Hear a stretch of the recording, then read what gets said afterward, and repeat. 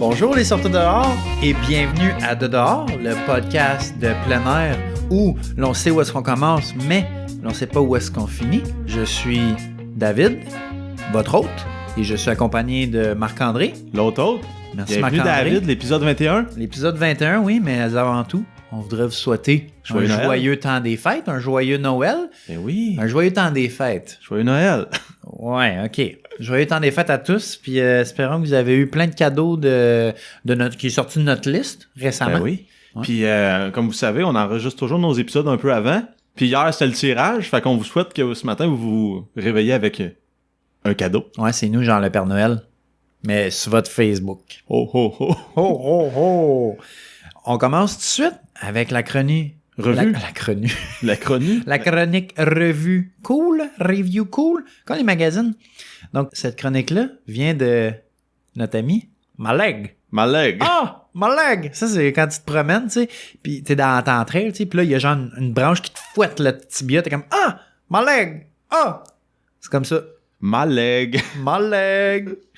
Ouais. Donc, la chronique va comme suit. La chronique? Pourquoi j'arrête pas de dire chronique? La chronique va comme suit. Je n'ai jamais eu autant envie d'aller jouer dehors. Oh, un fan. On a un connaisseur il a ici. compris. Plutôt que de rester dedans. Doublement fan. Oh, très fort, très fort. Instructif, divertissant et drôle. On en apprend énormément sur la randonnée. Les gars racontent leurs histoires en donnant d'excellents trucs pour devenir les meilleurs randonneurs du monde. Ça, c'est comme les Pikachu, les traceurs de Pokémon, là. Ouais. I wanna be the very best. Mettons, on va se faire une toune au début, puis ça va être de dehors, mais au lieu, I wanna be the best hiker that no one ever was. Comme ça, pareil. Donc, il finit ça en disant à écouter, à réécouter et écouter. Absolument. Je sais pas s'il s'est enfargé dans son accent aigu ou il voulait vraiment écouter ça à plusieurs reprises. Nous, on les réécoute, mais peut-être pas 3 fois. Donc, merci Maleg. Au moins 2 fois. 2 fois. Pas le choix, il faut éditer. Puis nous autres, on le vit en direct, donc on a quand même un edge par rapport aux autres. Ouais. Mais merci de nous suivre, ça fait plaisir de recevoir une revue. Puis pour tous ceux qui ont envie qu'on parle d'eux, ma leg ou ma other leg, si jamais elle se sent interpellée, là, qu'elle nous laisse une petite revue, c'est toujours Ou qui apprécié. nous laisse une revue. Oh oui. On n'a aucune idée. Parce que ma leg, c'est dur de dire des fois. Hein? C'est qui? Ma leg. Je sais pas c'est qui ma leg. On le sait pas. Mais ma leg, Charlotte à toi. Un gros merci. Merci de nous écouter. Puis devenez le meilleur randonneur du monde. On n'a pas la prétention d'être les meilleurs, mais si vous vous améliorez grâce à nous, ben on Tant est mieux. content. Tant On mieux. est content. Ouais. Chronique, David. Ouais. Ou Cronu, comme tu dis depuis le début. Ouais, j'ai de la misère. Chronique perdue. Elle perdu. Donc, le perdu, c'est qui aujourd'hui? C'est Henri-Joseph Lyons Leman. Ça, c'est un Français. Un Français qui est mort en ski dans les Alpes en 1954. Là, faut pas rire des gens décédés. Non, on rit pas des gens décédés. Mais Okay. qu'est-ce qui est arrivé avec cette personne-là? C'est que en juillet 2005, on a retrouvé des restes d'une personne dans les Alpes, justement, de cette personne-là. Puis comme vous vous doutez bien, là, après, en 1954-2005, ça faisait beaucoup d'années, ça faisait 51 ans que la personne était là, donc elle était dans un état pitoyable, on se comptera pas d'histoire. C'était là. juste des os. Des os bouts puis du linge. En fait, selon les analyses de la police à ce moment-là, ils ont trouvé un homme, c'est un homme, selon son squelette, c'est un homme, une trentaine d'années selon les analyses, puis aussi, il avait trouvé que cet homme-là avait des lunettes noires, parce que les lunettes étaient encore là, évidemment. OK. C'était-tu des Ray-Ban?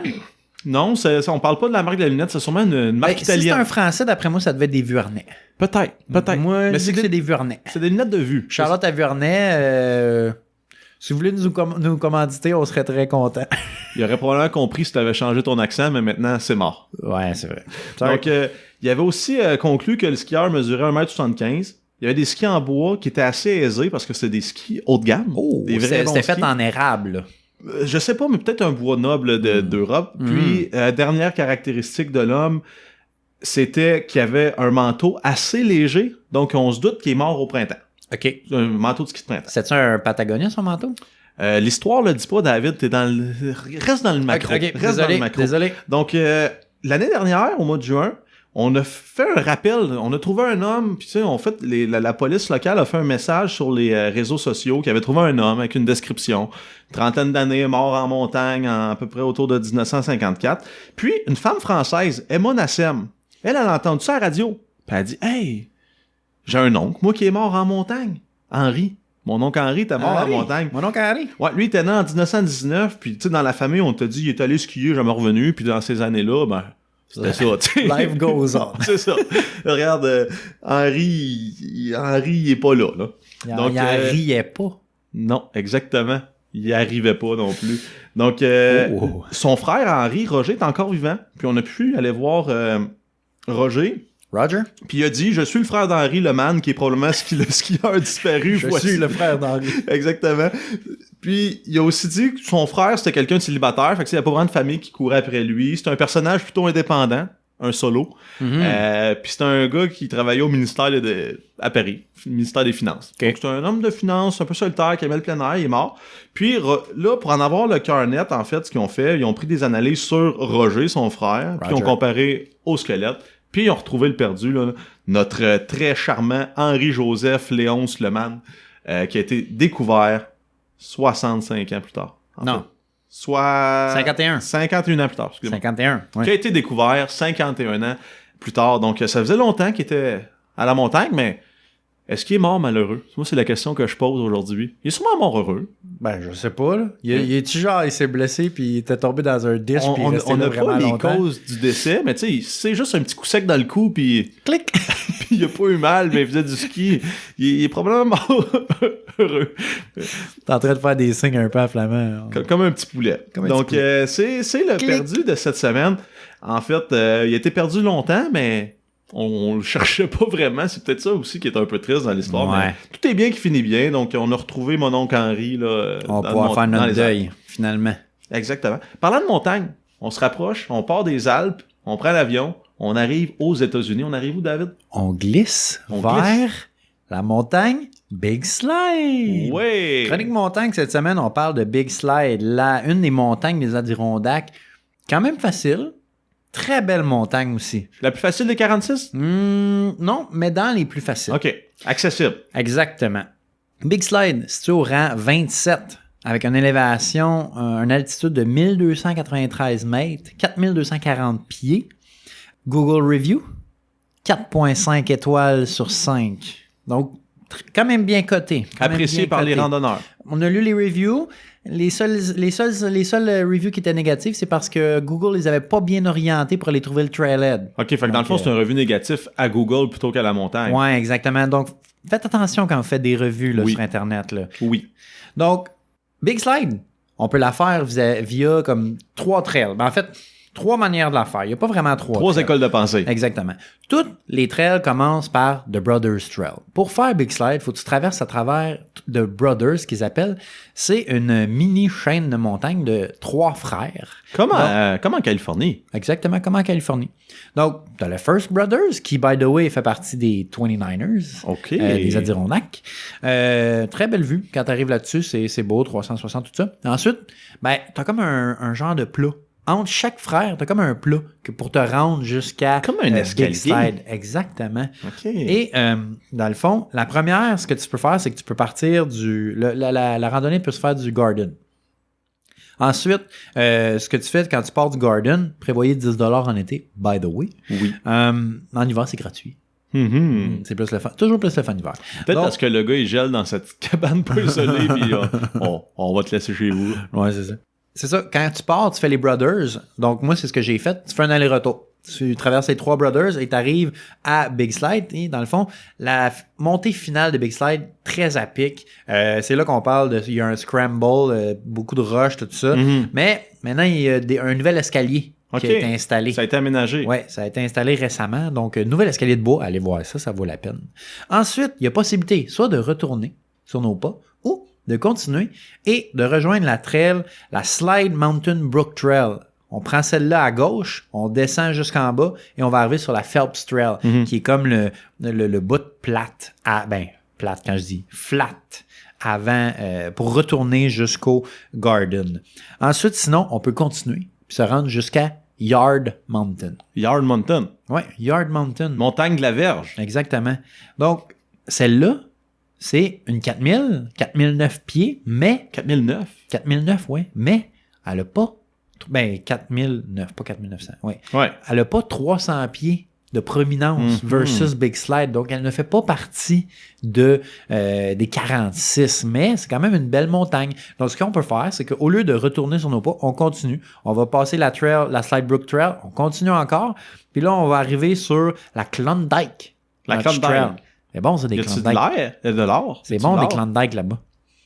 Non, il n'y a pas d'or. Ok. Mais peut-être, qui sait. Cette montagne-là, les chiens sont autorisés en laisse. OK. Donc, nos amis les canins, c'est possible. Moi, quand je suis allé, il y avait 2 chiens.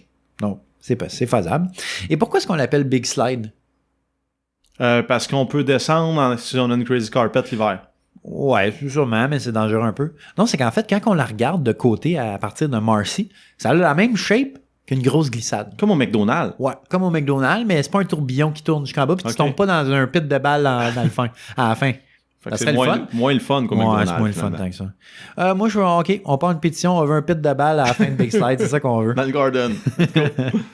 Donc, les trails, c'est entre 12 et 16 km et ça a un gain d'élévation de 950 mètres. Moi, quand j'ai fait la trail aller-retour, ça nous a pris 6 heures environ. C'est ce que les gens prennent habituellement.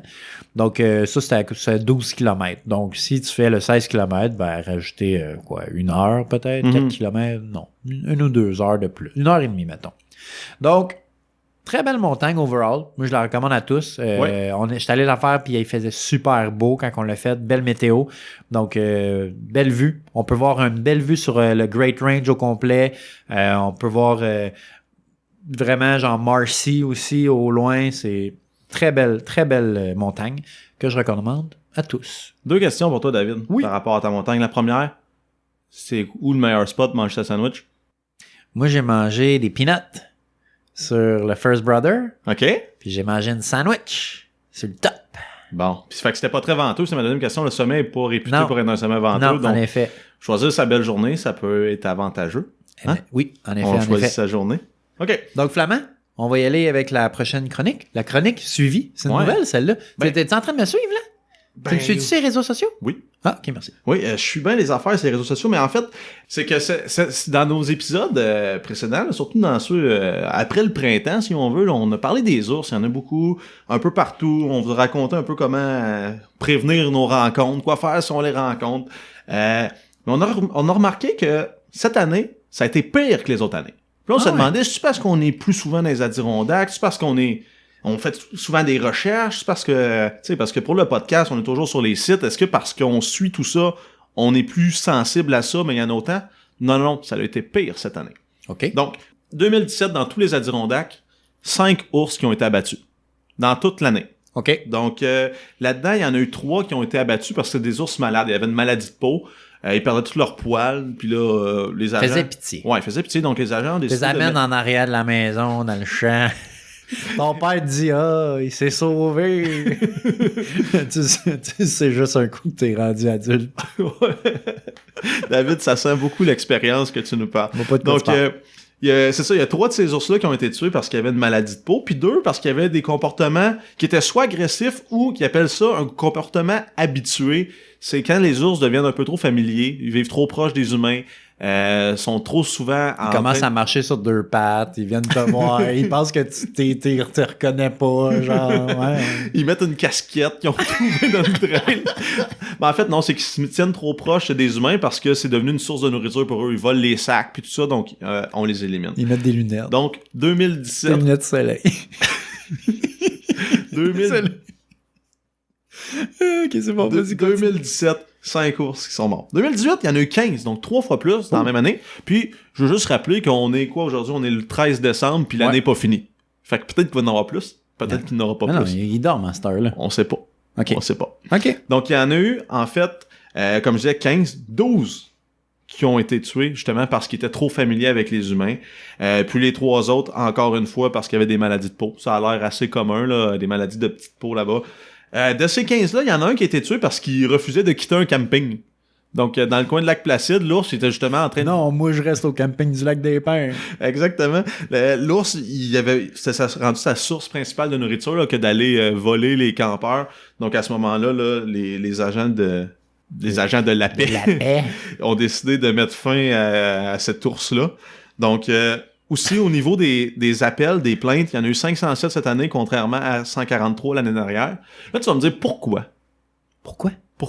Y a-tu plus de monde qui voit plus d'ours? Y a-tu plus d'ours qui voit plus de monde? Les changements climatiques. C'est-tu de la faute à Donald? C'est-tu, je sais pas, qu'est-ce qui se passe? Ouais. En fait, la plus grande raison, c'est il y a le climat qui vient, en fait, changer les habitudes des ours. OK? Je te m'explique. L'année 2017 a été reconnue comme étant une année humide dans les Adirondacks. Beaucoup de bouettes, hein? On marchait de la bouette longtemps, beaucoup de pluie. Santa Modi ou Santa Noni. Ce qui se fait à ce moment-là, c'est qu'il y a beaucoup de petits fruits qui vont pousser dans des climats comme ça, puis c'est favorable. Donc l'ours, il n'a pas besoin de courir pour changer la nourriture, il y en a partout. Il se lève la tête, petit bleuet. Il se lève la tête, petite framboise. Il y en a partout. Fait qu'il n'y a pas à... J'aimerais ça, moi, faire ça. Moi, faut que j'aille à l'épicerie m'en acheter. Il n'y a pas à être comme proactif dans sa recherche de nourriture, dans une certaine mesure. Tandis qu'une année comme 2018, on s'en rappelle, il n'y a pas si longtemps, ça a été très sec, les rivières étaient basses, il y avait beaucoup moins d'eau, puis là, ce qui fait que il y a moins de petits fruits qui poussent dans les Adirondacks. À ce moment-là, les ours doivent être plus proactifs dans leur recherche de nourriture, puis souvent, la solution, c'est de se rapprocher de l'homme. Pas loin d'un lean-to, il y a du monde. Ça sent bon, ça sent le petit brûleur, donc je m'approche, je mange. Puis c'est pour ça, en fait, qu'on explique la différence entre les deux. Ouais, au Marcy Dam, c'est régulier l'été. Oui. Tu veux pas aller faire du camping là. Puis on a ciblé, en fait, les régions du lac Colden, Marcy Dam, comme tu viens de dire, du John Brooks Valley, qui étaient les endroits, les hotspots pour les ours. Donc, et des Floodlands. Oui, aussi. Je veux les mettre dans cette liste. Dave les rajoute. Commentaire éditorial. Merci, David. Donc, pour ceux qui savent pas quoi faire, là, si on rencontre un ours, ben, premièrement, vous avez tout l'hiver pour vous préparer votre stratégie. Donc, dans votre préparation, s'il vous plaît, écoutez notre épisode sur les ours. Épisode de l'ours. Épisode de l'ours, en fait, c'est ça son nom. Donc, c'est ça le meilleur truc, je crois, pour vous préparer à ça. Mais vous avez une période de grâce là, cet hiver. Ils font dodo. Donc, chronique suivie. Oui, c'était ça la chronique suivie. Bon, chronique question du web. David, deux questions, comme à chaque semaine. La première, c'est l'hiver, j'apporte-tu mes crampons ou mes raquettes? T'apportes les deux. Parfait. Deuxième question, justement, parce que j'ai apporté les deux. Les raquettes, c'est volumineux, c'est gros, c'est plus gros qu'un sandwich. Ouais. Je mets ça où? Je traîne ça comment? Première école de pensée. Toi, t'es pas un cassé, Flamand? Non. Ton sac, il y a de l'allure? Il y a de C'est l'allure. un sac de hike? D'hiver en plus. Straps? Winter Mountaineering. Donc, première solution, si votre sac a des straps sur le côté ou en avant, ben mettez-les dessus. Ben oui. Hein, c'est fait pour ça. Mais là, les crampons, on les met de quel côté? On les met vers le sac ou à l'extérieur du sac? Vers le sac. Vers le sac. Ouais, moi aussi, je suis bien d'accord avec ça parce que comme ça, ben, si tu te plantes ou quoi que ce soit, ben, tu vas pas le recevoir dans le coude ou quoi que ce soit. Comme on a déjà vu justement sur la montagne Street. En effet, puis l'affaire, c'est que si tu les mets à l'extérieur du sac, ben, tes gants, là, tes straps, ben, ils vont frotter sur les crampons. Donc, je pense pas que ce soit très bon. Non, exactement. Bon point. Deuxième école de pensée, on les met sur le dessus du sac, en dessous du cerveau. Tu sais, souvent, les sacs plus volumineux ont un genre de tête que tu peux clipper avec des affaires. Donc, tu mets tes raquettes là, de côté, de travers, et tu clips ça. Puis quand tu dis de travers, c'est sur le sens de la largeur. Exactement. La largeur des épaules, donc, c'est pas l'idéal parce que t'es plus large, first. Fait que si t'arrives dans une trail qui est un peu moins entretenue, plus d'arbres, plus de feuillus, ben là, t'accroches des affaires. Mm-hmm. Mais c'est quand même une solution qui est pas chère parce que ça ne demande pas de matériel. Ouais. Troisième école de pensée. On est rendu à plus d'une école de pensée. Hein? Dans la poche en avant. Il y a souvent des sacs, on genre une poche en filet ou quoi que ce soit. Ben, tu peux les stuffer là-dedans, les mettre là. Là, il faut quand même faire attention parce que des fois, ça balance tout ça. C'est pas très bon. Mais si tu as une grosse poche, ben, tu es capable. Si tu as des petites raquettes avec une grosse poche, ben, ça peut bien fonctionner. Quatrième position. Ma position à moi. Ta préférée? Ouais. T'attaches ça avec des bungees de char. Oh! Tu sais, les petits crochets. Les Canadian là, Tire, là. Exactement. Tu passes ça en arrière dans le dos. Tu les sens pas d'habitude. Moi, j'en mets une en haut, une en bas. Et je passe ça à travers mes raquettes. J'attache le bungee crochet à crochet. Puis ça tient les raquettes super serrées sur le sac. Jamais qui ont été défaites. Moi, je trouve que c'est l'idéal.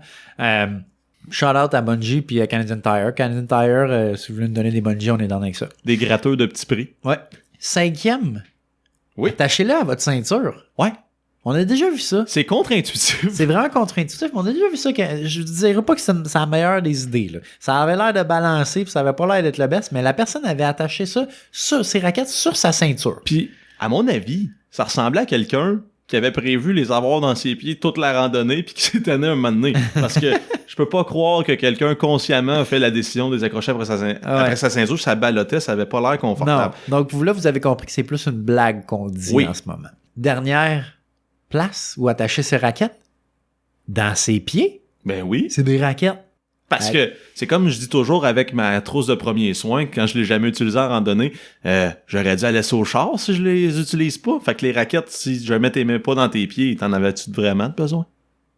Mais t'as pas le choix. Je sais. Les Adirondacks, t'as pas le choix. C'est quoi la règle, David? 8 pouces au sol, tu mets tes raquettes. 8 pouces de neige. Oui, bien sûr. Puis dernière chose que je veux rajouter par-dessus, peu importe la façon que tu utilises pour traîner tes raquettes, que ce soit dans tes pieds ou sur ton sac d'un bord, en avant, en arrière, sur le côté. Je pense que la seule chose qui est importante, c'est que ce soit fixé solide. Oui, solide. Faut pas que si ça ballotte ou quoi que ce soit. C'est inconfortable. Ça devient inconfortable, puis ça devient que tu le sens, c'est gossant, c'est vrai. Arrangez-vous. Faites des tests avant de partir en randonnée. Là. Vous n'arrivez pas genre en randonnée, bon, ben comment j'attache ça, moi? C'est jamais l'idéal. Toujours mieux d'être préparé. On le dit pas assez souvent. La préparation est la clé du succès. Merci, David. C'est touchant. Oui. Donc, chronique suivante. La chronique définition. Oui. Expression. On a appris plein de nouveaux mots. Ah oui. Là, je vais vous parler d'une définition homme de montagne.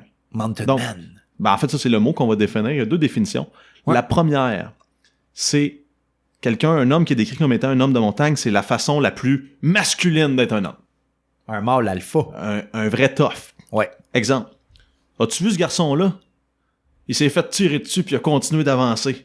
Un vrai homme de montagne. Ah ouais, ça c'est un mâle. Donc, c'est la définition numéro 1, homme de montagne. Ouais. Définition numéro 2, qui s'applique un peu plus à David. Alternative. Ouais, c'est ça. Définition numéro 2.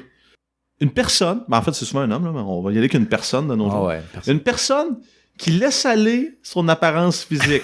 Donc, on parle d'une grosse barbe pas faite, des cheveux gras et sales, puis une hygiène générale douteuse ou horrible. Le mot c'est horrible. As-tu vu, exemple, as-tu vu David? Non. Il a pas l'air de bien filer dernièrement. Ouais, je pense qu'il est en train de faire son homme de montagne. Donc, c'est les conclusions qu'on peut tirer de l'homme de montagne. Puis si quelqu'un prétend être un, là, faut se référer aux 2 définitions. Puis on se rend compte que d'être un homme de montagne, ça n'a pas vraiment rapport avec la montagne en elle-même. Parlant d'homme tough, parlant d'homme de montagne, oui, je vais vous parler d'un homme de l'Alberta dans la chronique Exploit. Comment il s'appelle? Moi, tu connais. Moi j'étais un gars de nom. Ouais. S'il n'y a pas un nom, là, je veux rien savoir. Moi, il faut que je mette un nom au visage, même si j'ai pas son visage. Même si vous n'avez pas son visage en ce moment à la maison où est-ce que vous nous écoutez ou dans votre char, peu importe, je sais pas trop. Moi, j'ai besoin d'un nom. L'homme Dana Meese. OK. Dana? Dana, D-A-N-A, Meese, okay. M-E-I-S-E. Donc, cet homme-là, ça fait 10 ans qu'il marche. OK, mais moi aussi, je marche depuis 10 ans. Oui, mais attends. Lui, il a fait plus longtemps que ça, je pense. Il a marché pendant 10 ans le Trans-Canada Trail. C'est quoi ça? C'est une randonnée. Une trail. Une traversée, si on veut, qui part de la côte Est, Saint-John's. OK. Sur le bord de l'eau. À la côte Ouest. Genre, ton début, là, c'est vraiment sur le bord de l'eau. Là. Tu touches. Faut-tu t'attendre que ce soit marée basse là, pour vraiment que tu ailles le 10 mètres qu'il faut que tu ailles chercher? Là? Je pense que sur les 21 000 km, le 10 mètres est négligeable. Donc, c'est à sa convenance. OK, d'accord. Et parti, tu regardes la carte, là, Saint-John, tout à droite. Il a marché en suivant à peu près la frontière au sud des États-Unis jusqu'à Victoria. Okay. Tout à gauche. Donc, il a touché les 2 océans. Victoria. Puis là, il était, en fait... Il avait encore envie de continuer. Ouais. Il est parti vers en haut. Il est allé à Tuktoyaktuk. Ça, c'est en haut. complètement. Donc, il a touché les 3 côtes, si on veut, là, du Canada, l'Est, l'Ouest, puis au Nord. OK. Puis, il est redescendu via... Tuktoyaktuk. Ouais, c'est au Nord. C'est comme on dirait un nom de joueur de football. Ouais, mais c'est une ville. OK. Donc, après, il est redescendu par le Water Trail, donc avec un canot. Il est redescendu jusqu'à Edmonton. Il est allé voir le gros centre d'achat? Exactement. T'es allé faire un tour de montagne russe au centre d'achat d'Edmonton? Entre les deux, il a parqué son boat, il est allé faire un petit tour à Yellowknife, il est redescendu. Tranquille, t'es allé voir les bisons? Il a aussi été à Iqaluit en avion, pour faire des petites trails dans ce coin-là. Donc, cet homme-là, sur 10 ans, a fait 21 000 km. Tranquille. Donc là, il y a des photos de lui dans l'article, justement. Il se promène avec une poussette pour enfants, avec du stock, il se promène. Mais ce qu'il faut savoir, là, je dis 10 ans, ce qu'il faisait, en fait, c'est qu'il marchait pendant 6 mois par année. Puis à toutes les fois qu'il se promenait, il faisait des fois du camping, des fois il se faisait aider par les gens, mais c'est un homme d'honneur. Si jamais quelqu'un disait « Hey, c'est beau ce que tu fais, tu peux venir dormir chez moi ce soir », ça venait avec un lift parce que le lendemain, il fallait qu'il aille le porter sur la trail où ce qui était rendu. Il sauvait pas il a tout marché, là. Okay. Il a pas sauvé un pas en se faisant aider. Puis qu'est-ce qui, en fait, avant de continuer là, sur ses motivations, c'est vraiment la première personne qui a touché l'Est, l'Ouest puis le Nord à pied. Donc, c'est le seul qui a fait ça. One shot. Ouais. Puis si on regarde l'homme, il a vraiment pas l'air d'un gars en forme. Mais ça, c'est un jugement. Donc, qu'est-ce qui l'a inspiré à faire ça? C'est que son père, il y a 10 ans, a perdu, en fait, l'habilité à marcher. Donc, lui, il s'est dit, c'est à ce moment-là que je me suis dit, papa, moi, je vais marcher assez pour nous deux. Donc, il marchait, en fait, pour son père, là, puisque lui, il pouvait plus, évidemment. Donc, cet homme-là, Dan Amis, qui a marché d'un côté à l'autre du Canada, là, il est super content d'avoir fini, par exemple. Il dit, j'ai hâte d'aller à la maison.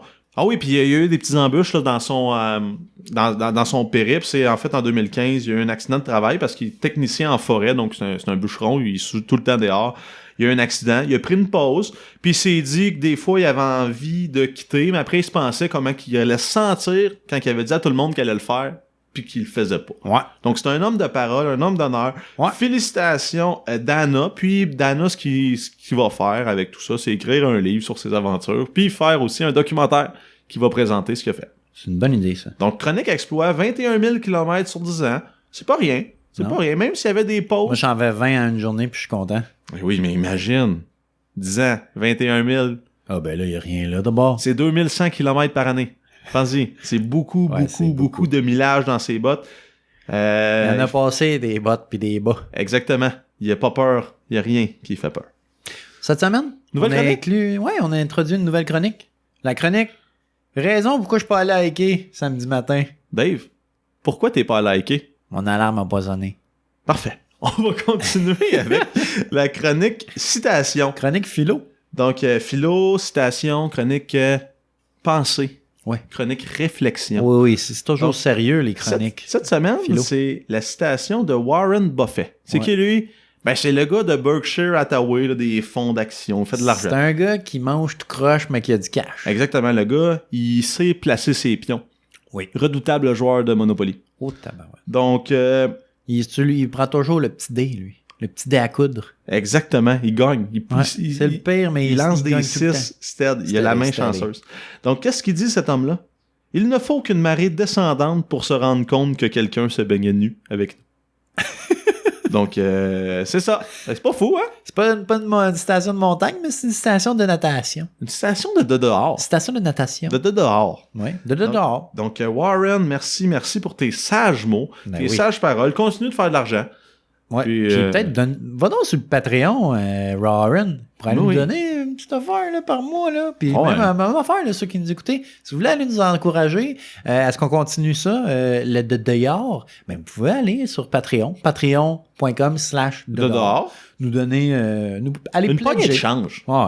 Tes canettes. Ça peut marcher aussi. Tes canettes. On va faire des tournées de scouts bientôt. Là. On va arriver avec avez-vous des canettes vides pour nous, monsieur? On va faire ça bientôt. On va faire un calendrier puis des nœuds. Ouais. On va triper. Ouais. Donc, pour ceux qui veulent nous encourager, il n'y a pas juste le Patreon. Non. Un petit like, un petit follow. Oui. Un petit commentaire, ça nous fait vraiment plaisir. Donc, sur Facebook dedans. On essaye de tout le temps répondre aux commentaires qui sont des questions. Parce que si vous dites juste « Wow, magnifique », je sais pas tout le temps quoi dire à ça. Je pourrais dire « Toi aussi », Mais tu sais, des fois, c'est weird. Fait que si vous avez des questions, on répond tout le temps.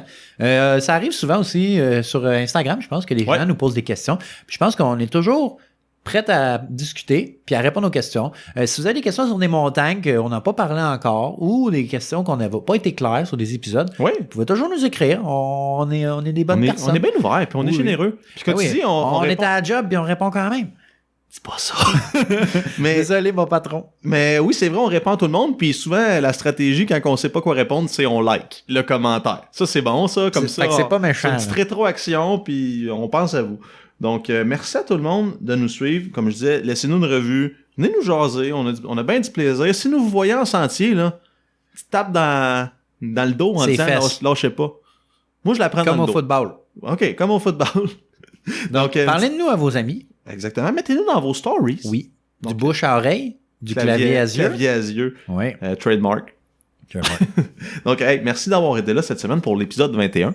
Épisode majeur aux Amériques. Plus les 3 hors-série. Écoute, on fait du contenu, on pose des photos. Sten. On est intéressant à suivre. Donc, merci d'avoir été là. Joyeux temps des fêtes encore. Donc, c'est le 25 aujourd'hui, mais il reste le jour de l'an. Mangez pas trop d'attaka. Pour boire. Pour boire. Puis profitez donc de vos congés là, entre Noël et le jour de l'an pour aller faire un petit tour. Où ça, David? Dedans. À dedans. À dedans, tout le monde.